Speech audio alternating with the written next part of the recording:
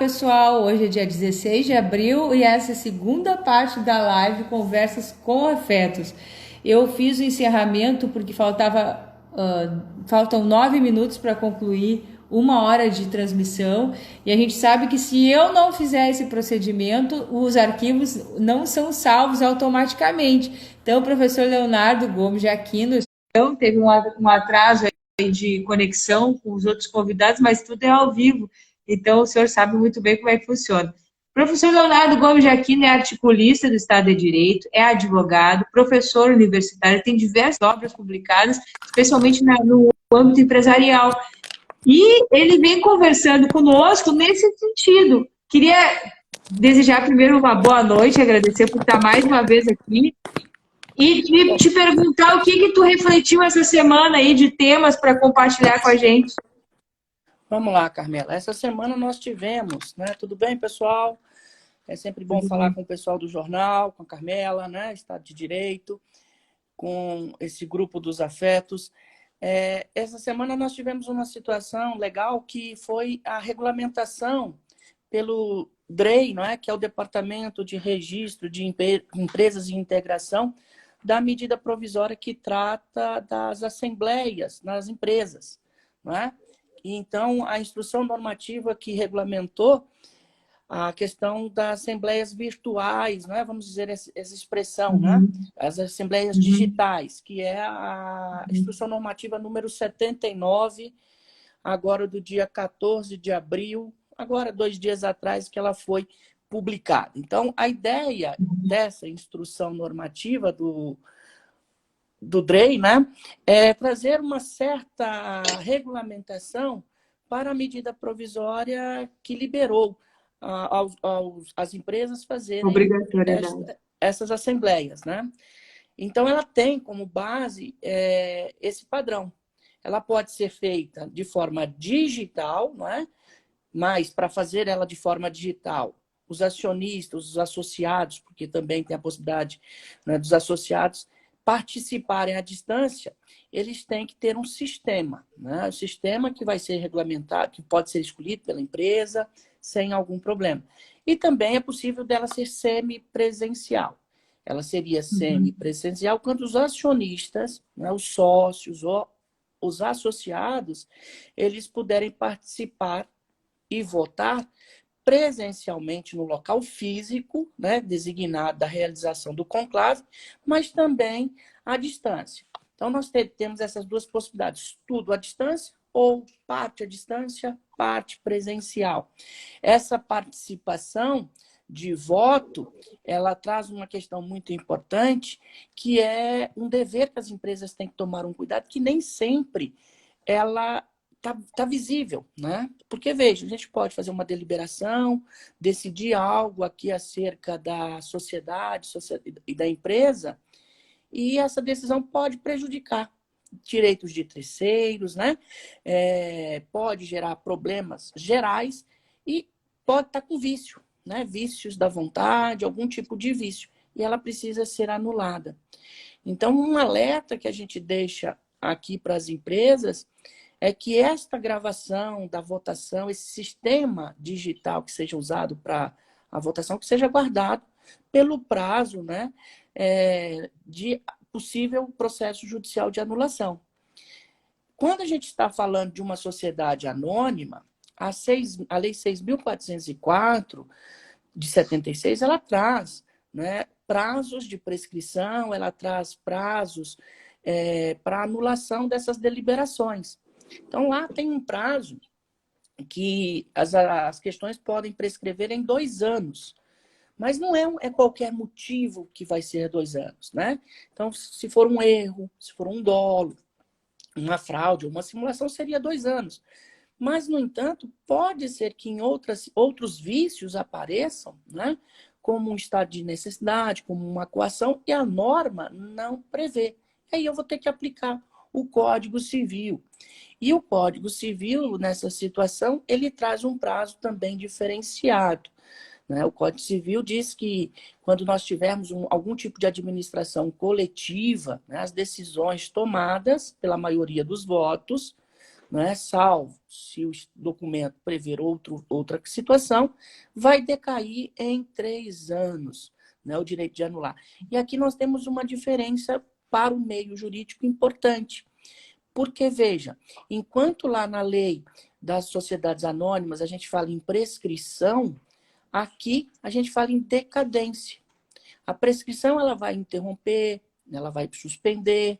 Já o prazo de decadência não é corrido. Então, dependendo do vício, vai tocar correndo os prazos e essa situação não se suspende nem interrompe porque é uma decadência. Para fins dessa instrução normativa, né, vai ser considerada a reunião ou a assembleia de forma presencial, semipresencial ou mesmo digital. Por quê? Por causa da pandemia. Então, nós vamos ter aquilo que a lei dizia presencial, hoje subentendidas como semipresencial ou digital. Mas não é preciso observar o quórum, né, que ela compareça no quórum, que haja uma instalação, que haja uma deliberação, tudo dentro da nossa norma. E aí a instrução normativa diz lá no seu artigo 5º que para todos os efeitos legais, considera-se presente na reunião ou na assembleia semipresencial ou digital, conforme o caso, o acionista ou associado.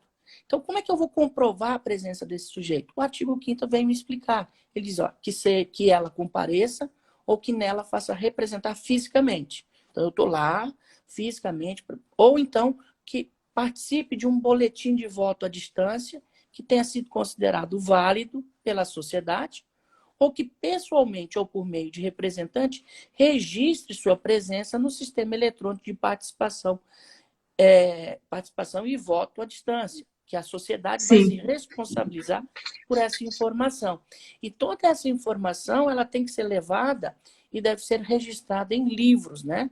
Os livros societários, como a ata de presença, o ato de assinatura, né? Então, os livros societários aplicáveis e a ata de respectiva reunião ou assembleia poderão ser assinados isoladamente pelo presidente e secretário da mesa, que provavelmente eles vão estar distantes, né?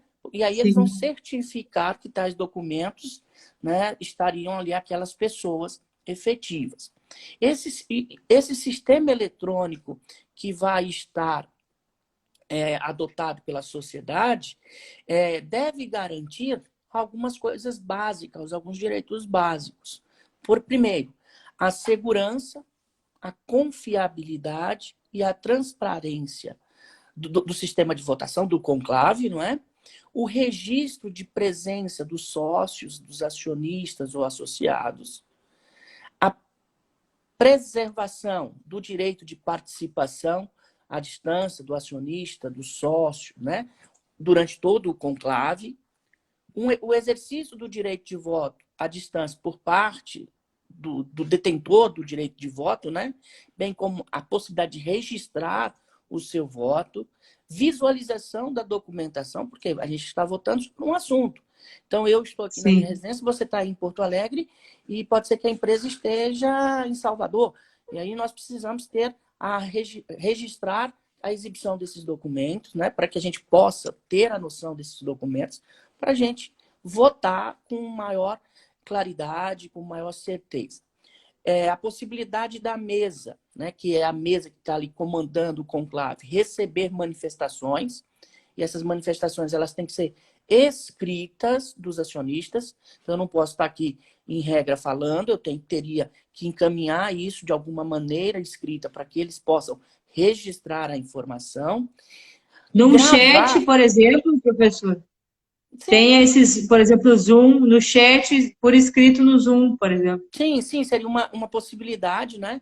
Seria uma possibilidade. Gravação integral desse conclave e a participação de administradores e das pessoas que forem autorizadas a participar.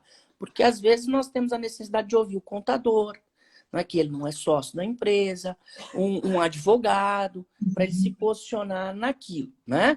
Então, também é importante que, no caso das cooperativas, né, que se for fazer os votos, imagina uma cooperativa de crédito, né? Uma empresa, uma empresa dessa natureza, você tem vários acionistas e cooperados e a legislação, essa instrução normativa pede que seja dado a eles a questão do anonimato dos votos, né? Então, também tem que ter essa possibilidade do anonimato do voto. A instrução, ela fala em boletim de voto à distância, né? Ou seja, uma cédula de voto à distância. Esse documento, ele tem que conter alguns requisitos, né? Por exemplo, as orientações sobre as formalidades, como nós devemos preencher, como a gente deve enviar esse documento, né? Quais os documentos acompanham o direito de voto, tá? E todas as matérias que forem da ordem do dia. Então tem que ter tudo Então bonitinho desse jeitinho. não é uma coisa simples, Não. embora é uma questão super minuciosa, porque se não tiver, se faltar algum elemento de publicidade, de acesso à documentação, pode ser anulado. Sim, sim. Então, nesse primeiro momento, a gente tem visto que é necessário muita cautela, né? Para fazer isso, trazer as informações de forma concisa, mas ao mesmo tempo de forma clara, porque imagina você fazer a informação de um ano inteiro de uma grande empresa, né, para os acionistas votarem. Então, os detalhes são muitos, né? A gente vê, às vezes, publicação em jornal de folhas e folhas das questões das demonstrações contábeis. E é isso que a gente está votando, né? Se aquilo foi aprovado ou não. Então, tem que ter muito cuidado para que depois disso não gere um outro problema, né? E essas informações, elas têm que ser descritas de uma forma clara, objetiva, né? E que não induza ao votante, ao sujeito que está exercendo o seu direito de voto, a erro, né? Que ele pense que é uma coisa em detrimento de outra. Né? Tem que ser bem formulado esses documentos, deve indicar número de páginas, né? Se, por exemplo, eu for usar a internet para divulgar essas informações, eu tenho que dar um endereço eletrônico, na onde vai estar todas as informações. Essas informações têm que estar acessíveis dentro do prazo, né, que a legislação determina ou que foi estipulado pelo conclave, né, para a questão. Ela terá, a sociedade, a empresa, ela tem até 2 dias, porque eu vou receber antes, né? A empresa vai receber antes esse boletim, até 2 dias, esse boletim de voto, né? E deve comunicar que recebeu esse boletim. Então, o artigo 9º da instrução normativa, ela diz que o boletim de voto à distância deve ser enviado ao acionista, né? Na data da publicação da primeira convocação, ou seja, lá atrás ela já tem que me enviar esse documento para que eu tenha esse documento, né, da convocação, da reunião ou da assembleia e que seja devolvido à sociedade, no mínimo, né, 5 dias antes da data da realização do conclave. Então, eu voto antes do conclave efetivamente acontecer, mas eu tenho que ter a informação. E a sociedade, na hora que ela recebe, né, em até 2 dias do recebimento do voto, ela deve comunicar que recebeu esse boletim. Né? Até para poder ler esses documentos, professor? Sim, sim. Né? Para ter também a necessidade de, se tiver um erro na minha informação, para ter retificação disso. Né? Então, essa instrução ela veio justamente para trazer esse clareamento normativo da medida provisória colocada. Como é que é o nome da instrução, o número que ela recebeu? Instrução normativa do DREI, DREI, número 79, do dia 14 de abril de 2020. Ela é composta de vários incisos, mas dentro desses incisos nós temos 13 artigos. Dos 13, 12 com conteúdo e 1 com entrada em vigor, né? Dizendo a data da entrada em vigor. Então, essa ata do conclave, ela pode ser realizada da forma que eu mencionei, mas também ela tem que ser levada ao conhecimento do registro da empresa, né? Então, é necessário que a gente registre esta ata por meio dos procedimentos perante a junta comercial, para que a gente observe a regularidade disso, tá? E, como eu disse para vocês, o prazo, se for uma sociedade anônima, o prazo para guardar essas informações, em regra, 2 anos, para evitar problemas de erro, dolo ou fraude ou simulação, né, o prazo de prescrição. E no caso das sociedades limitadas, que é o grande número de sociedades que nós temos no mercado hoje, esse prazo é decadencial de 3 anos, não é? Mas lembrando que há outras situações que não estão previstas no artigo 286 da 6.404, que é da SA, e também há situações diferentes do artigo 48 do Código Civil que vão precisar ser analisadas com cautela na situação do caso concreto, porque o prazo pode ser outro, né? Quando o prazo não está estipulado de forma expressa, a gente tem as regras gerais que devemos observar. Então, era isso que a gente tinha preparado hoje para mostrar para vocês, né? Essa inovação do dia de anteontem, do dia 14. Vamos ver os novos andamentos do nosso dia a dia aqui em Brasília acerca das mudanças legislativas no direito empresarial. Obrigada, professor Leonardo. E eu fiz a anotação aqui, porque o senhor falou no início e eu não anotei qual era o número da instrução normativa, mas agora eu já anotei, porque a gente vai disponibilizar esse vídeo agora no YouTube, e daí, como a sua fala já está separada, eu consigo colocar o assunto específico da fala, até para poder que outras pessoas que não estiveram agora aqui conosco nessa live possam estar acessando essa explicação, esses cuidados, que não são poucos, né? Sim, não desejar uma boa semana. Desejar uma boa semana.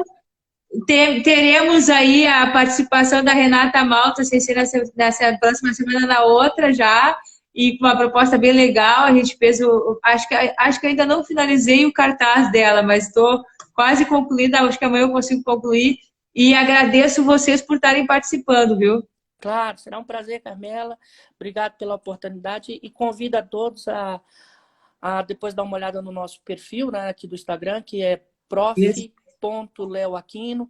Lá tem diversas situações sobre colocações do dia a dia da área empresarial. Muito obrigado e lembrando, né, nada melhor do que um dia após o outro. Um abraço, tchau, tchau. Um abraço, tchau, obrigada, professor. Então, esse foi o Conversas com Afetos. Nós recebemos o professor Ralph, a presidente da Associação Mães e Pais pela Democracia, Aline Kerber, o professor Leonardo, da área empresarial. Então, agradeço a todos vocês. Hoje nós encerramos, ou não ainda, tem mais um. Não, hoje a gente encerra a semana, né? Quinta-feira é o dia que eu faço a última live e voltamos na segunda-feira, tá? Estou conversando com os professores para definir o tema, mas semana que vem, o que eu posso dizer que vai estar bem especial, apesar que terça tem feriado, eu não vou fazer a live, e eu espero que vocês possam participar, agradecendo também a visita do Ricardo Yamazaki, do ator, diretor, roteirista Anselmo Vasconcelos, que era ele até que eu queria conversar para ver se ele vai poder estar na segunda-feira, junto comigo e com o Diego, de Paiva Vasconcelos. Enfim, a gente tem muita coisa pela frente. Uma boa noite, obrigada por vocês estarem comigo. Espero que vocês tenham gostado tanto quanto eu. Obrigada, gente.